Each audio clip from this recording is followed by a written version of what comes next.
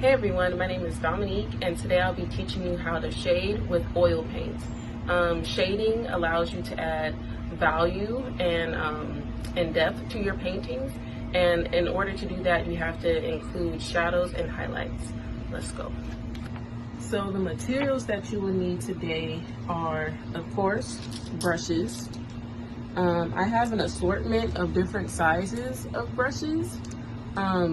And I don't necessarily just use oil brushes. I can use acrylic brushes, mixed media brushes, just anything that I can get my hands on. And I have all kinds of different sizes and then even bigger ones. So brushes, a canvas. So I'm going to be working smaller. This is an 8x8 canvas. You'll need a paint thinner. This is the kind that I got from Michael's. So paint thinner, I'll explain that later on. Fix spray. This is for when you do your drawing so you can seal the charcoal onto your canvas. I'll explain a little bit of that later. Something to put your paint thinner in for your brushes. And this is what it looks like on the inside.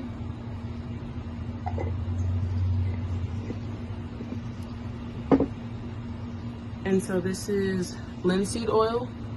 I don't know if you can see that, but this is linseed oil, and that helps you kind of like smoothen out your oil paint a little bit. Shop towels.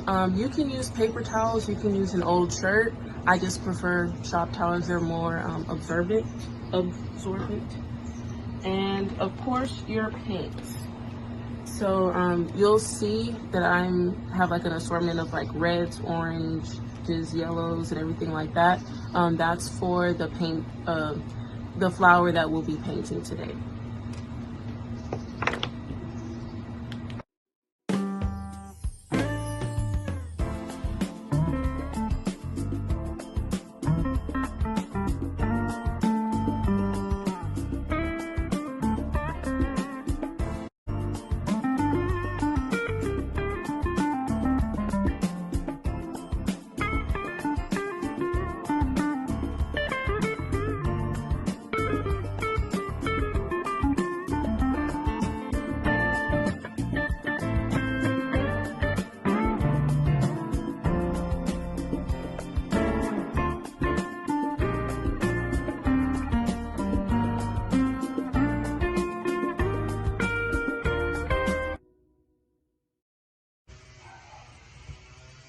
Here is just my finished sketch.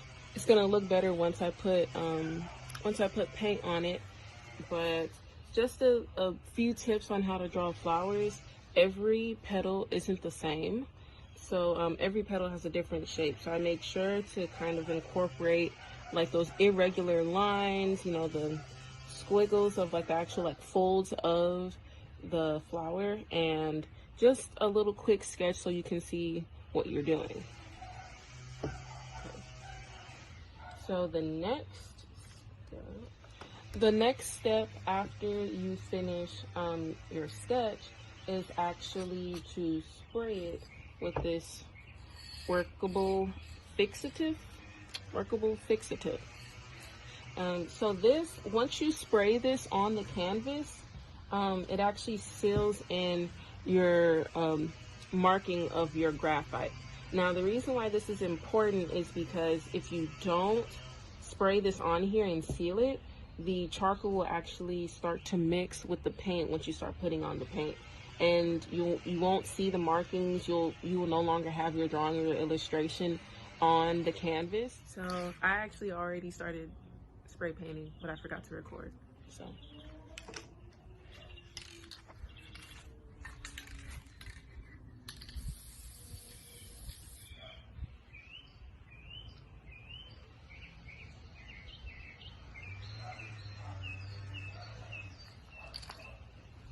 So one way to make sure that the charcoal won't smear is to be fine now.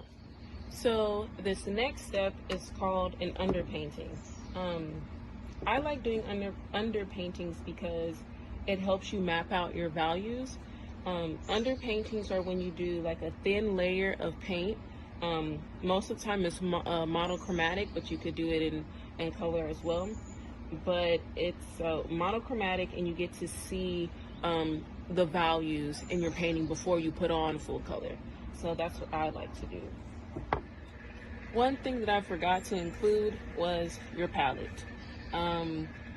So this kind of palette is a reusable paper palette.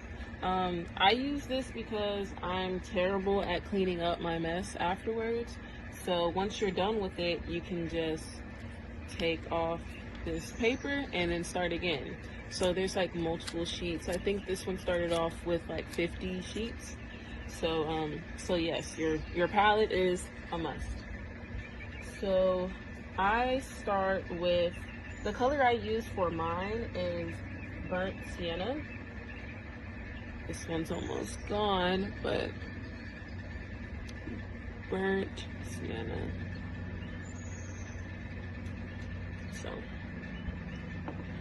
So that's right here.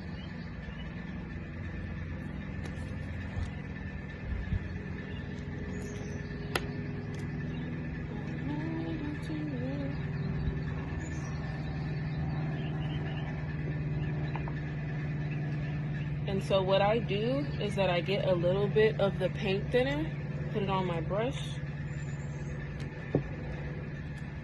put it on here, and then swish it around to make sure that it's really thin, almost to where it's like water.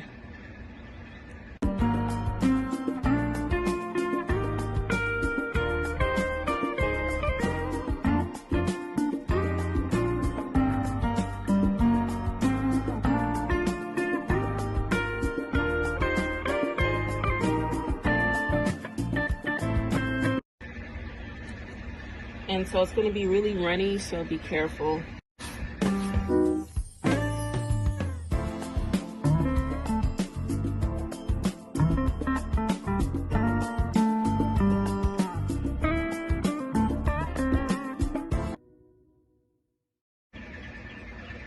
And as you can see, you can still see the painting, or not the painting, the drawing underneath it. So that's the most important part. So now what I'm going to do is actually start putting in the darks, which are the shadows of the painting.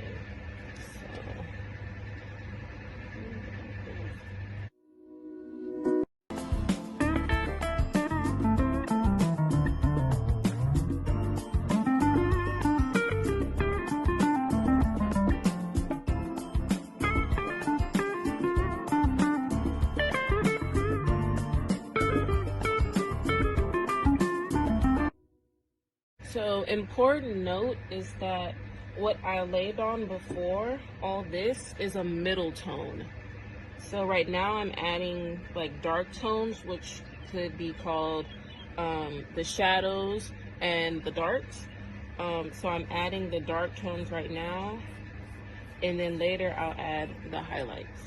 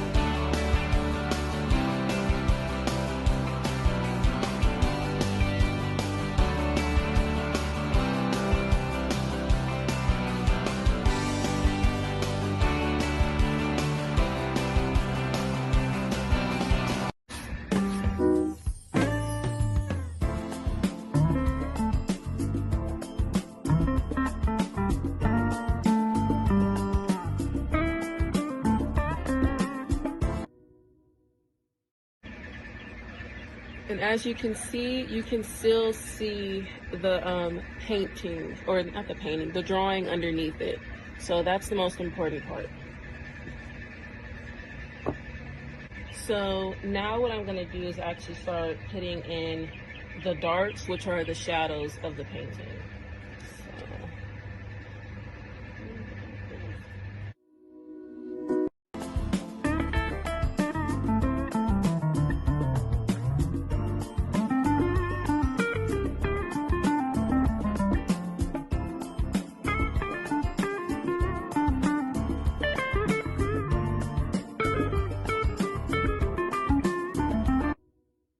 So important note is that what I laid on before, all this is a middle tone. So right now I'm adding like dark tones, which could be called the shadows and the darks. So I'm adding the dark tones right now, and then later I'll add the highlights.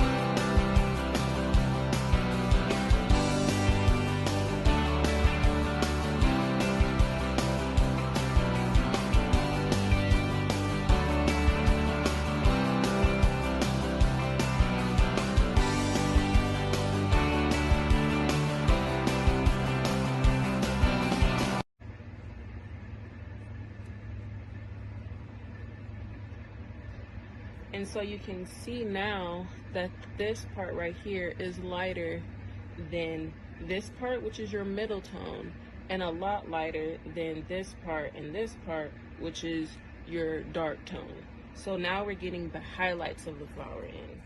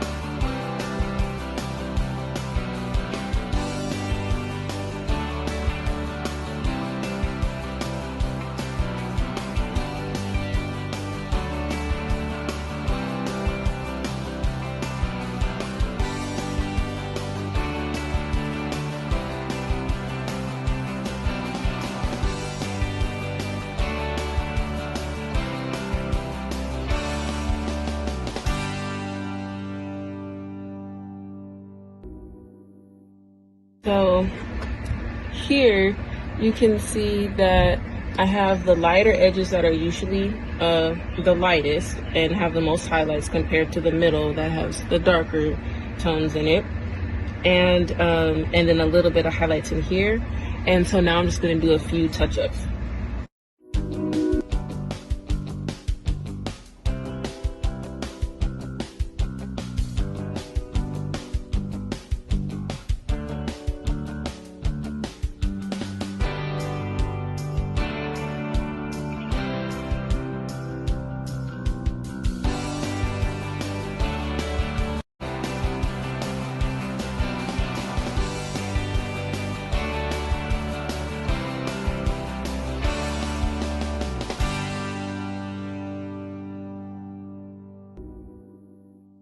So here you can see that I have the lighter edges that are usually the lightest and have the most highlights compared to the middle that has the darker tones in it, and then a little bit of highlights in here.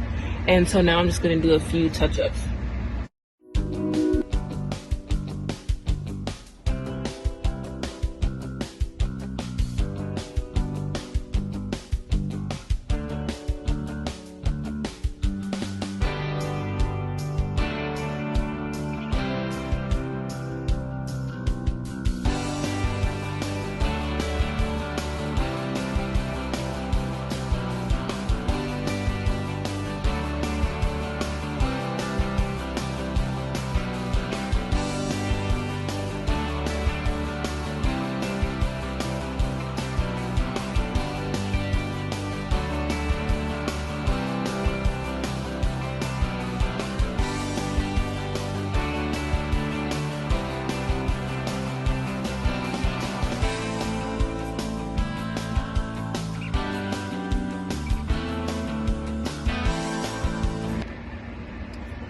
Okay, so here is the finished underpainting.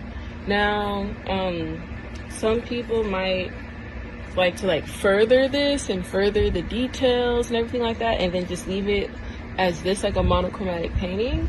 But I want to show you guys how to do it with full color as well. But so yeah, so you get kind of like a map or a guide of how to lay on the color. It prevents you from having to go through like so much of a struggle trying to figure out like what tone to get when it comes to your color. So this is like the main reason why I do it. I don't always do an underpainting, but for most of them I do, especially if it's like a very very colorful painting, then I will definitely do an underpainting.